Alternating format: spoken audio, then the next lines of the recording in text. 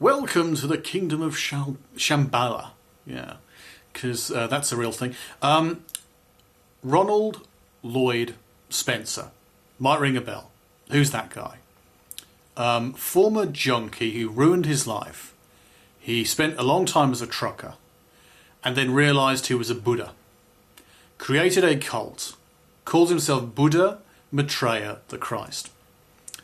And he just simply produces New Age material. And he's got a number of shops around the US and around the UK and across the world. Mostly in the US, actually. I think there's maybe a couple in the UK. And he sells his workshops. So he very often goes to events, has little workshops, makes out he's a Buddha. But it's like, what does that even mean? He's got an Asian wife, because why the hell not? And he's basically tried to petition the Dalai Lama to recognise him as a legitimate Buddha, the legitimate Maitreya, which is the Buddha that watches over heaven. So this special Buddha basically said to the Dalai Lama, via communication many times, he's a genuine Buddha. And the Dalai Lama said, no, I don't think it is. And this person said, well, I am, and you should put a throne next to your seat. This is what he claims. Maybe it's not true. Maybe he hasn't even bothered to communicate with the Dalai Lama. You never know. And let's just say, you know, for argument's sake, that, oh, he is a Buddha. How would you know? There's no reason why a Buddha wouldn't be a Westerner, you know, I suppose. There's no reason why a Buddha wouldn't be a person who's gone through a lot in their life, I guess. Although there are some ideas and rules. You're meant to know stuff in terms of reincarnation. That the Tibetans believe in this very strongly, including the Dalai Lama in exile in India. The idea that you're meant to know where certain things are. You're meant to know certain things from your past life. That's because you're enlightened. You're closer to the source, right? You're closer to the level of ultimate knowledge. And therefore, you can remember things. Like the Dalai Lama, when he was a child, supposedly, he basically selected out certain things in the dwellings of the previous Lama to prove that he was in fact a reincarnation of the previous Lama. I don't believe in that. I believe that it's probably bullshit, but the idea is there that you should have memories of these things. And if you had memories of these things, why would you, in the case of Ronald, become a junkie? I don't get it. Or sell New Age goods. Or play upon Christian themes and New Age ideas. Sell artificial crystals wrapped in copper wire and sell them for a marked up price. Or even gold and silver plated items for a marked up price, more than you'd spend on actual silver and gold items, you know, as opposed to those which are simply plated, including, I think there's a platinum plated one as well.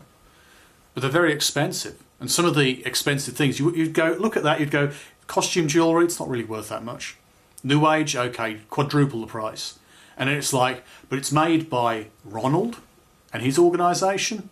Oh, quadruple it again. That's how expensive it is. You think New Age is a rip-off? That's a real rip-off. But people don't seem to get that. And yeah, he's got his own organisation. He's got his own little commune over in California. I think it's in Northern California. And it's out in the middle of nowhere, and you've got, like, you know, forests around it. At least they used to, I'm not sure exactly where it is, and I know they had problems in California. They very often do with forest fires. So I don't know if he's necessarily in the best area. I should probably look that up before I make another video. But in any case, yeah, this guy can make an awful lot of money by selling his choices to largely credulous people with, well, what do you call it? It's disposable income, I suppose. Disposable income. People who are credulous enough to say, if I spend £1,000 on this, you know, pendant about that big, it will probably cure me all my negative feelings. And it's like, well, do you really believe that? And how enlightened is that? You know, magical tools. I mean, that's kind of witchcraft, isn't it? Is that like the dark side, according to Buddhism?